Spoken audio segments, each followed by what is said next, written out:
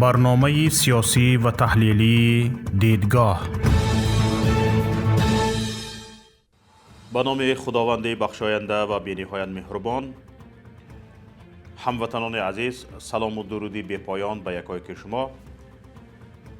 برنامه تحلیلی دیدگاه هست و شوکت محمد با شما هستم. امروز درباره ارتشی اسیران صحبت میکنیم. ارتشی اسیران یعنی اسکرانی تاجیکستان. حالا خیلی مشکل است در این باره گپ زدن. برای چی؟ برای اینکه درباره آن نفران گپ میزنی که آنها باید از وطن دفاع کنند. در سرحد امنیت کشور را تامین کنند. از همه تهدیدهای گرد و اطراف باید وطنت تامین باشد، امنیتش تامین باشد از همه تهدیدها. لیکن تاجیکستان چی است؟ در تاجیکستان ارتشی که باید نام او را شنود همسایه ها یک بار باید فکر کند. برعکس آن این است که در تاجیکستان ارتش اسیران است. ارتش را با اسیران تعداد ارتش ها را پر میکنند. واقعا خیلی تأسف آور است و در این باره صحبت خواهیم کرد. هر سال دو بار آغاز بهار و تیر ماه در تاجیکستان بحث ابله و داغ می شود. صدها شکایت، دهها نوار آدم دزدی و خبرهای جراحت برداشتن، حتی مرگ جوانان اثنای ربوده شدن یا مقابلتشان به آدم ربایان رسانه‌ای می شود. با وجود این همه عرض و شکایت ها و بدترین نقض حقوق انسان بودن ابله و حکومت اقدام نمی کند. یگان چاره‌جویی نمی کند. در اکثر حالت جانبداری تمام مقامات کشور سر از مقامات اجراییه تا مقامات قدرتی و دادگاهی به مشاهده می رسد. برخی پرونده ها نشان می دهند که تمام مقامات دولتی از روی یک نقشه عمل می کنند و ظاهراً از یک جا سپارش می گیرند. همون وقتی که قرار رئیس جمهور برای دعوت خدمت حربی می براید، در آنجا رئیس جمهور فرمان را علیه رسما می دهد. فرمان ابله را رئیس جمهور می دهد. همون فرمان رئیس جمهور، قرار رئیس جمهور درباره خدمت به ارتش ملی، خدمت به دعوت خدمت حربی را ببینید. در آنجا گفته شده است همه مقامات های اجراییه، حکومت محلی تا کمیته محله،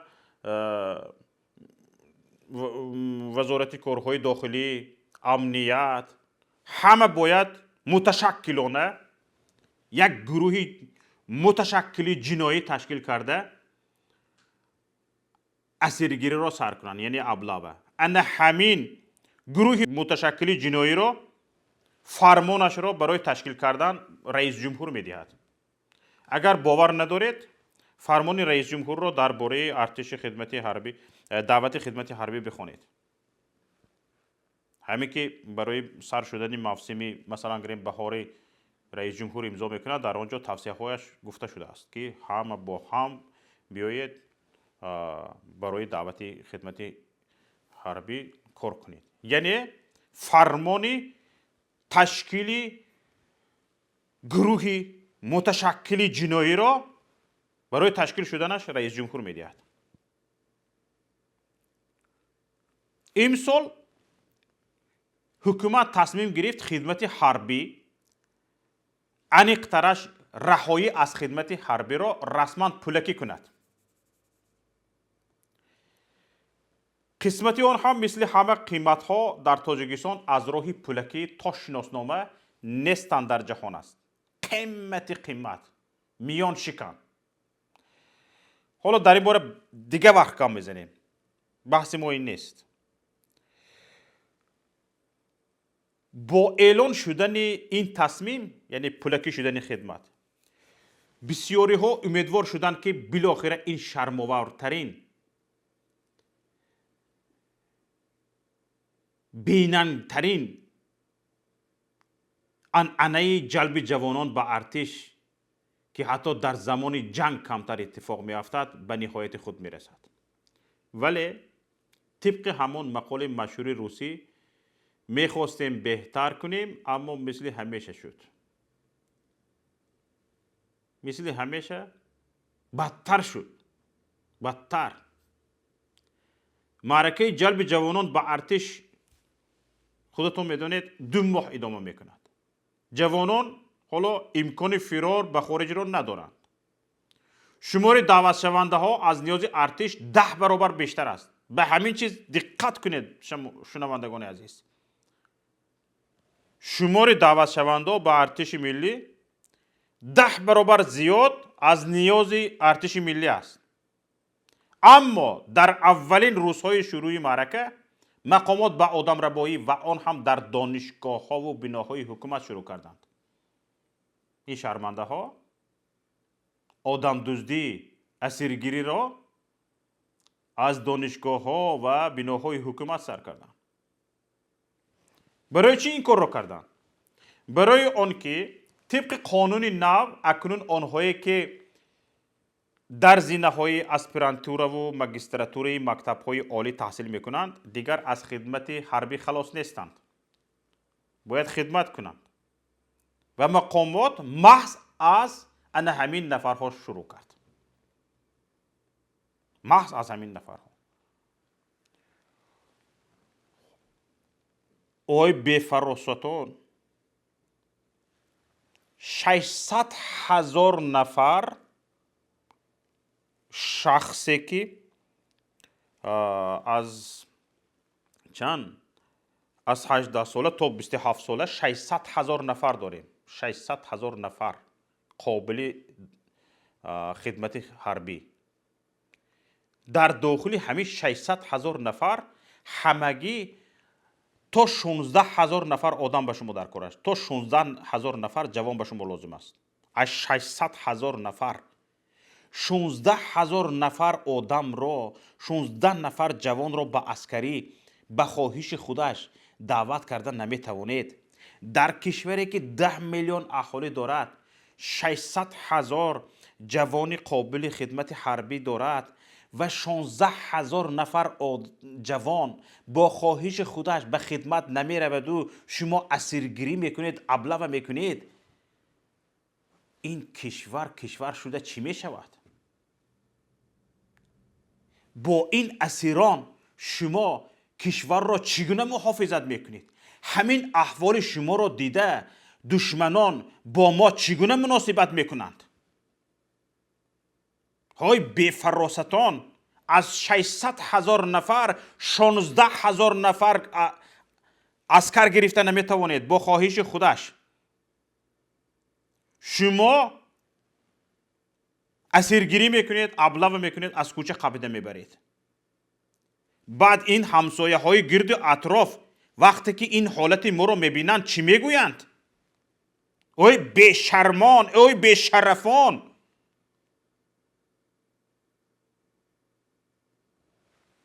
ببینید این بدبخت ها، این بی‌حیاها چیکار میکنند؟ چند روز؟ 3 روز پیش، 5 اپریل ماجستران دانشکده دولتی فرهنگ و صنعت تاجیکستان را به مجلس دعوت میکنند. به مجلس دعوت کرده میگویند که نمایندگان پارلمان وزارت های دفاع و عدلیه آمده محتوای قانون نو را درباره خدمت حربی به آنها میفهمانند. اما آنها را از تالار به ماشین ها سوار کرده به کمیسریت حربی میبرند. از همین تالار به ماشین سوار کرده ماجسترها را به کمیسریت حربی میبرند. ببینید حالا اینها از کوچه نقاپیدند، از کدام پسکوشه نخوابیدن، از خانه مردم رفته از درونی جاگه گرفته نبردن، از بینای دانشگاه کیها را؟ دانشجوهای کورس یکم دویم نه، مگسترها را. خود همین حادثه بردن مگسترها به ارتش نشان میدهد که همه مقامات در ان همین حادثه ابله حد اقل خاموشانه دست دارند. وگرنه نه تنها دانشکده به این شیوه اسیر گرفتن دانشجویانش اعتراض میکرد یا اصلا کارمندان ماشین های کمیسریت حربی را به بینایش راه نمیداد، بلکه وزارت کارهای داخلی، کمیته دولتی امنیت ملی و دادستانی با جرم آدمربایی علیه کارمندان کمیسریت پرونده باز میکردند. کردند، نشنیدین؟ جیم همه خاموش برای آنکه این گروه متشکل جنایی با فرمان رئیس جمهور تشکیل شدگی. جیم همه خاموش.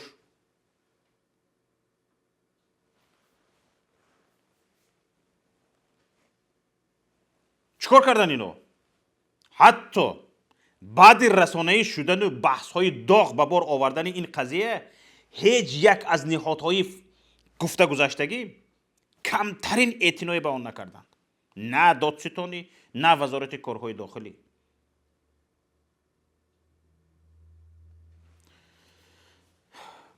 رادیوی آزادی با استناد به منبعش می نویسد که روی خط مگستران قبلا به کمیسریت حربی داده شده بود. همچنین رادیوی آزادی از ثبت یک اودیوی از اون جلسه خبر میدهد که در آن به مگسترها میدونید چی میگن؟ میگن که برای تنجی خدمت میکنیم. یک مگستر شما خودش اختیاراً آمد که به نهایت آبروی دانشکده را در سطح بالا رسانید. یک چیز است بچه ها، حاضر برای مگسترها در بیرون ماشین ها تیارند. میشینید رفته از کمیسیه طبی میگذارید. کدامی که سلامتیش ساز باشد هیچ گپ نه، 1 سال به یک مژه زدن میگذارد. منه با فریب یک نفر دانشگاه را تمام کرده است، ختم کرده است، به مگستراتور در آمده است تا اینکه با عقل هوش رسا با علم بلندتر به کشورش خدمت کند. یک نفر که دانشگاه را تمام کرده و او دانشگاه به بکالور سیر نشد و به مگستر برآمد، معلوماتش رو بلند کردن خواست، یعنی این نشانگری آن است که او انسان به علم بکالور سیر نشد، میخواهد مگستراتور تمام کند، یعنی میخواهد با علم بلندتر از بکالور با معلومات عالی به وطن خدمت کند. وقتی که تو او را میربایی به ماشین در پیش چند زنکای بیگانه میشینانی، کلش رو خم میکنی میبری به درونی اتوبوس میشینانی میبریش، چی محبت برای وطن در دل او میماند؟ اسیر میگیری میبریش، این اسیر چی محبت در دلش به وطن میماند؟ حالا این مگستر خونده ایستادگی ها برای شما یک بیسوادی که مکتب رو به زور تموم کرد برابر او نیست. کسی که حقوقش رو نمیداند، دانش ندارد، سواد ندارد، نامش رو نوشته نمیتواند، یا اینکه به زور یک کاری کرده معلم یک بهای 3 مونده مکتب رو ختم کنندگی، این اون نیست. این حقوقش رو میداند، حقش رو میداند، سواد دارد، جهانبینی دارد. تو این رو میبری اینقدر تحقیرش میکنی. در داخل کشور شما از اهل سواد، از اهل دانش برای کشور دشمن میسازید. کجای همین کارتون درست است؟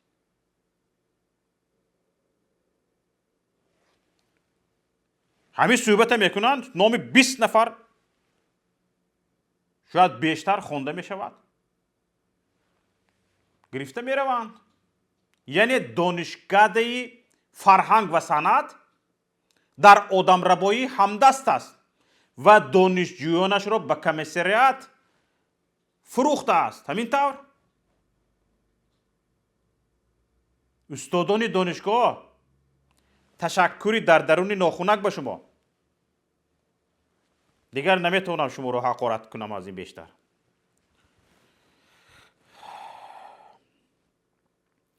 دو روز قبل نوار در شبکه‌های اجتماعی نشر شد که دیده می شود چند مرد لباس ملکی در تن داشته میخواهند جوانی را دستگیر کرده به ماشین خودشان شنانند.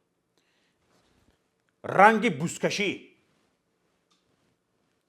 ابلوچی ها رنگ بوسکشی پسرک را، جوان را از دو طرف ماشین کشاکش دارند. گویا بوسکشی باخته ایستادند. فقط در تگ پایشان اسب نیست. بوسکشی. در نتیجه کشاکش جوان داخلی ماشین بوده بیهوش میشه. میگیرن رو به زمین میخوبونند. چندین نفر داد میزنند، صدا میکنند که او میکشیدش.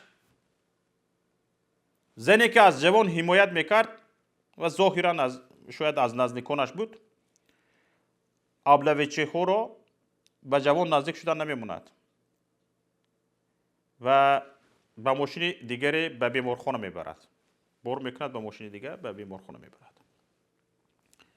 حالا 2 روز گذشت. تا حال نه وزارت کارهای داخلی و نه دادستانی هیچ واکنشی به این کوشش آدمربایی که در نتیجه به ضرر جسمانی برداشتن یک نفر و تحقیر شدن 2 زن آورده رساند نکرده است. به یک دختر گپ پرتافت میگید، میبرید 15 سوتکه میزنیدش، میبرید حوله میروبونیدش. به یک دختر گپ پرتافت گفته یک جوان رو. او این جوان رو به کشتن آوردن. نوارش رسانه‌ای شد.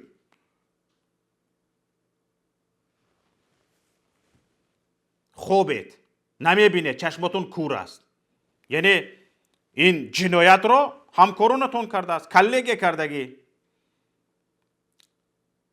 سلیدرنوس ده ها.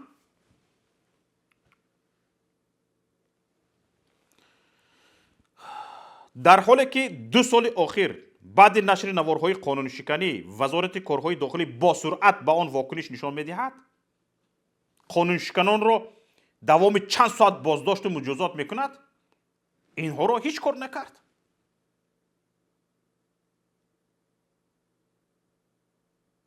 حالا میبرند به فلانی دختر گپ پرتافته است، 15 شبانه روز حبس کردیم، فلان جای رو به کارهای مجبوری جلب کرده شد.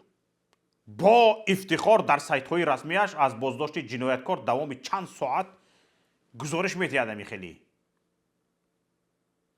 اما آدمربایان حالا در آزادی اند و با گمان غالب به آدمرباییشان ادامه میدهند. نمیخیل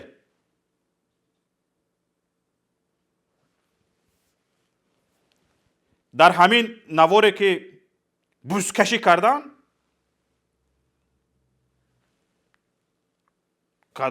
کدامی در اونجا نام نورزاد را گرفت. انا نورزاد گفت. رقم ماشینش را هم نشون داد. میدونید این نورزاد کی بوده است؟ از نورزادی که نام برده می شود، طبق معلوماتی که پایگاه اصلاح دسترس کرده است، نورزاد دولتوف برادر ظریفبک دولتوف، شوهر تخمینه رحمانو و دختر رئیس جمهور بوده است. فهمیده؟ او من گفتم تان کو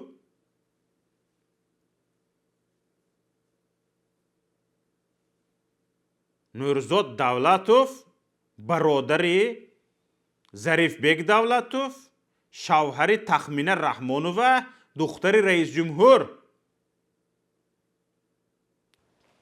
تو همین سطح چیکار میکنن اینا؟ جنایت میکنن. این نورزاد دولتوف کی بوده است؟ معاونی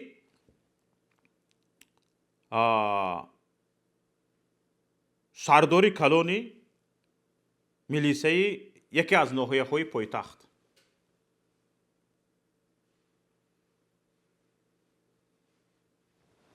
یو بدو گیرید همین خلاص اینا.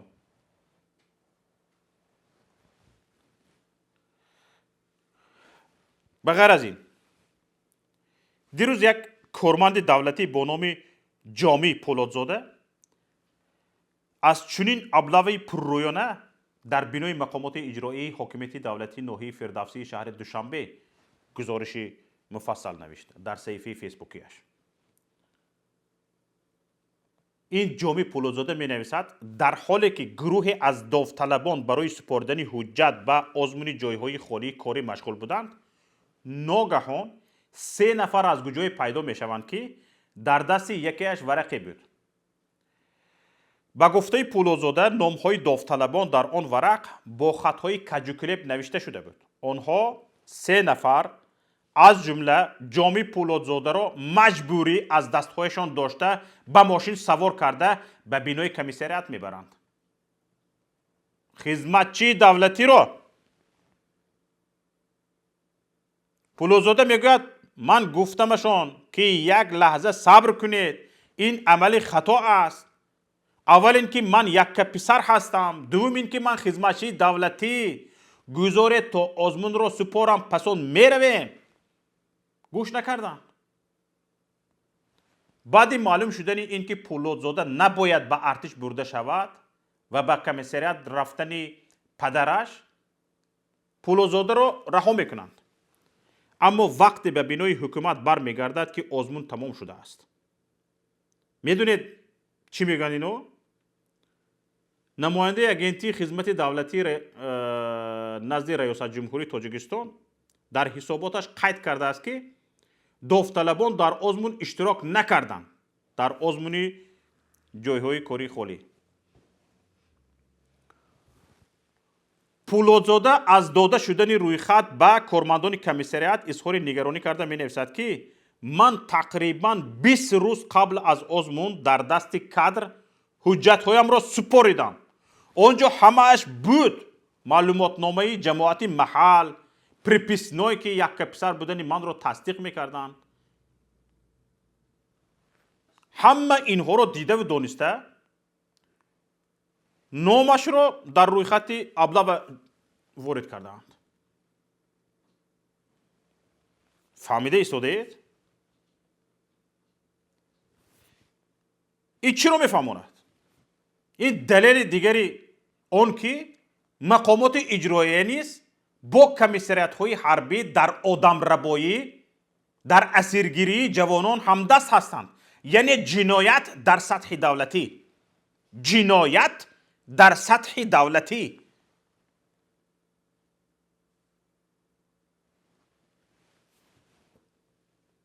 انا همین خدمتچی دولتی جامی پولادزاده می نویسد با این آدم رباییشان کارمندان کمیسریات حربی شأن و شرف او را در نزد دیگر داوطلبانی که اکثریتشان را دخترها تشکیل میدادند پس زدند. همچنین مادرش از فکر همین و غم زیاد به بیمارخانه افتاده است. حالا تماشابینان عزیز به یک چیز جدی اهمیت دهید.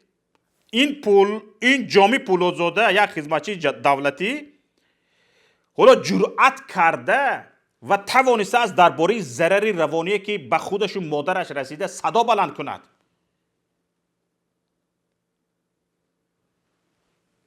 در اصل این طرفی مسئله ساده نیست و باید خیلی جدی بررسی شود.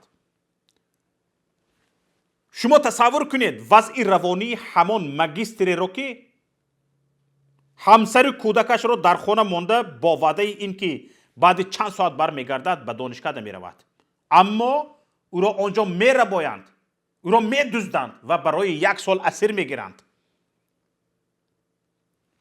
او دانشجوی مگستراتوره نه امکان خیر خوش کردن با همسر و کودکش را دارد، نه امکان آگاه کردن پدر و مادر را. این چه حالت است؟ ببینید وقت جوان به ارتش دعوت شد، خودش، خانوادهش چند روز هفته آمادگی میگیرند، از جمله آمادگی روانی.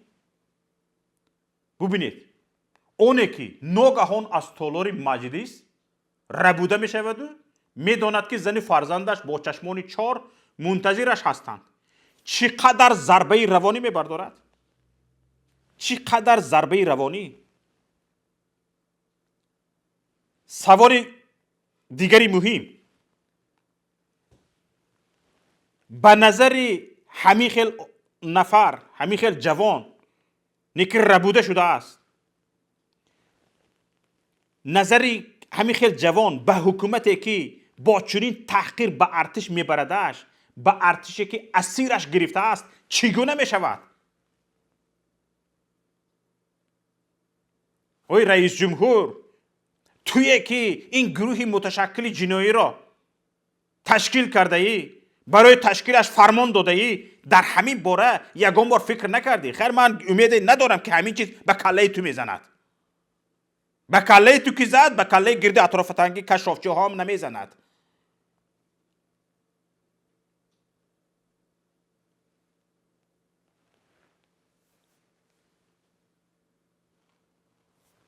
ببینید یک چیز دیگر، مثلا یک جوانی که برای به دست آوردن نان به خانواده نیم گرسنه‌اش، خریدن دارو به مادر بیمارش به کوچه برآمده است و با ضرب و لط به ماشین بار کرده می شود و 2 سال خانواده‌اش نانآورش را از دست می دهد. باید با کدام احساس وطن دوستی خدمت کند؟ آیا بار کسی از هزاران عسکر که تا 1 سال قبل بیش از 80% را ربوده شده ها تشکیل میدادند و همگی اسیر هستند، پرسیده است که تا چه حد ارتش و وطنشان را دوست می‌دارند و چه قربانی آماده اند برای این وطن و ارتش آدم ربا دهند؟ همین چیز را پرسیده اید یگان بار؟ این چی گپ است خودش؟ صبر صبر صبر، شکرانه شکرانه شکرانه. تا حد مردم صبر میکند که اینها یک روز نه یک روز عقلش میدر آمدگی است، یک روز نه یک روز به فراست میشدگی است، تجربه سیاست های جهانی رو دیده، یک تجربه می آموختگی است. تا حد میرید شما از حالت آدمی بگاوی میفرایید. آدم رو میگیرید بوسکشی میکنید. امید بردیم، صبر کردیم. یک روز نه یک روز شما سیاست های جهانی رو میبینید، طرز اصول دولتداری کشورهای همسایه رو میبینید، جهان رو میبینید. یک روز نه یک روز همین تجربه ها رو میگیرید، در کشور استفاده میبرید و کشوری ما پیش میرود. نه عقل دارید، نه تمیز، نه فراست. ما درباره خدمتچی دولتی جامی پولادزاده گپ زدیم. ببینید این چی می نویسد. میگوید که ربوده شدنش را بسیار جدی گرفته است و تا آخر برای برگردانیدن حقوقهایش مبارزه میبرد. پولادزاده می نویسد به من میگویند خیر فراموش کنی، به خداوند سپارشان، به گذشته صلوات بگو.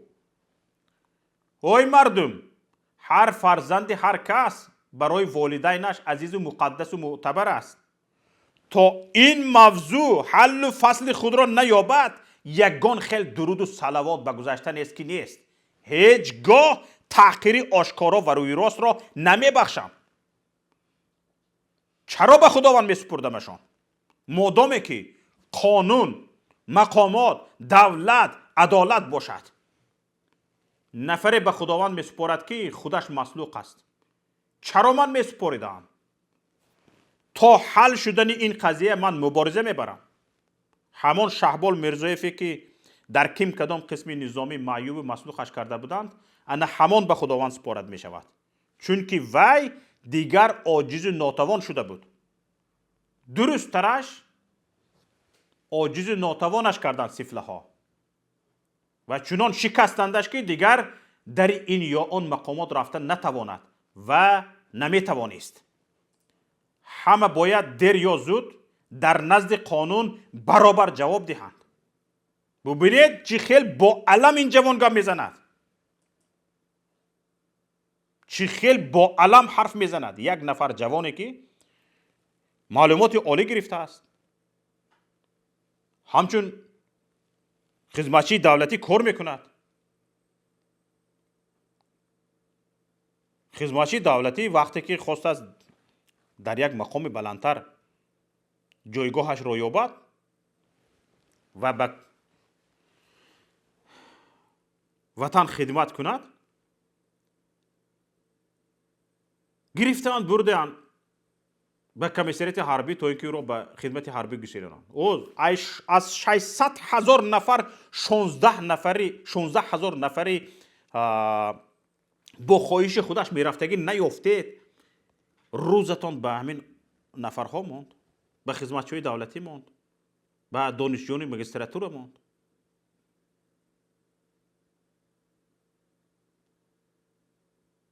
این چی گپ خودش؟ همین حالت ها اگر خر می بود پوست می پرتافت از شرم. یگان خیل فکر میکنید، اندیشه میکنید یا نه همین یک استرکتور های تشویق کننده، یک اصول های تشویق کننده به میان آوردن ممکن نیست. همین چیزی که مثلا گریم خدمت حربی رو پولکی کردید، یعنی خدمت حربی الटरनेटिवی رو به میان گذاشتید، بسیار من خرسند شدم شخصا خودم که اینو کلشون کمتر کار کرد. همین کار خوب مثلا گریم وزارت دفاع خودکفا می شود و بسیار مسئله ها حل می شود. مثلا برای وزارت دفاع خیلی مبلغ های کلان لازم است. اینها چیکار کردگی هستند؟ اینها از حساب جوانان بودجه پر میکنند. بودجه رو خودشون پر کرده نمیتوانند، نه کارخانه کار میکنند نه کارگاه کار میکنند. زوادهای کلانترین کشور در خدمت یک عائله دائم قرضدار، همه کارخانه هایی که درآمد آورند دائم قرضدار نشان داده میشوند برای آنکه درآمدهای این کارخانه های کلان به مثل تلکا، برق تاجیک و دیگر و هاکذاها پولش از طرف عائله ربوده می شود. هیچ فایده نیست از آنها و همه جا همین است. بودجه پر نمی شود. اینها از حساب وزارت دفاع بودجه کشور پر می کنند. حالان که کشورهای هستند که کشورهای خودش رو احترام میکردگی 30 40 50 60% درآمدش رو به وزارت دفاع صرف میکند. یک به همین، حالا در یادم نیست تا اینکه نادرست گپ نزنم، یک به آماری که چقدر درآمدش رو چقدر بودجهش رو به حربی صرف میکند به ازبکستان نگاه کنید. باوری دارم خیلی زیاد. اینها از همون نفرانی که از خون جیگر شده پول میبیارد به اینها میدهد، اینها باز همون وزارت دفاع رو قمبغل نگاه میدارند. وزارت دفاعی که به تامین کننده امنیت کشور به مدافعانش پرلافکا داده 2 سال خدمت میکنند. مکران جوشان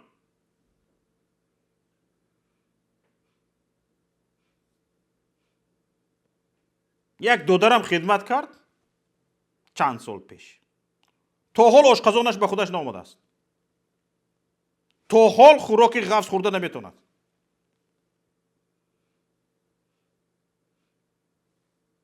شرمنده ها.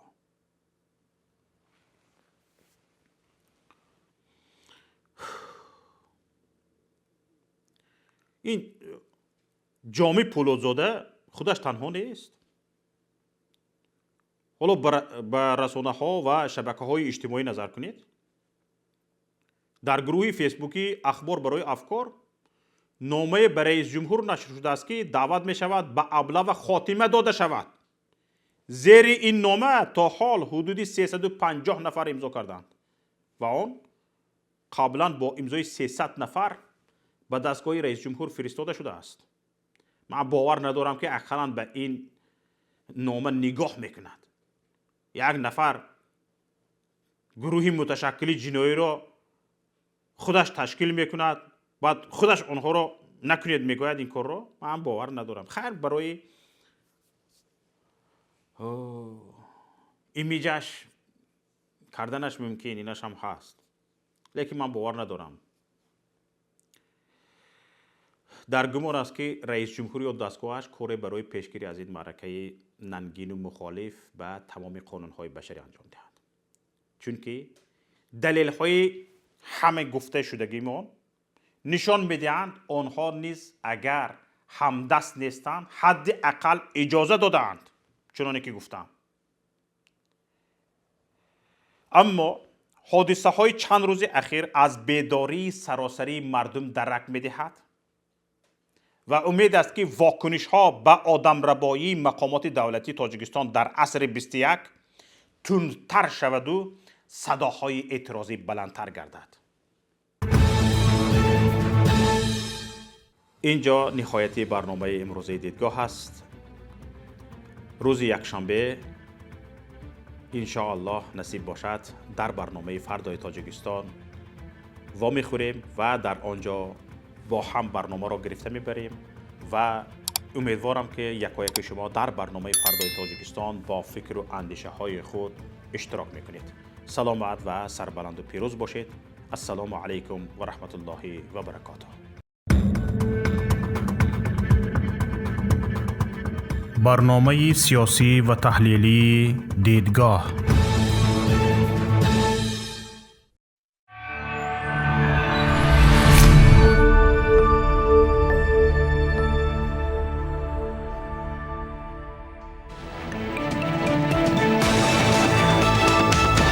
رادیوی پیام، در فضای سیاست صدای جدید. رادیوی پیام، علم، فرهنگ، نوید. رادیوی پیام، مشورت، بحث، گفت و شنید. در تمام دنیا روی رسانه اینترنتی رادیو پیام نقطه نت.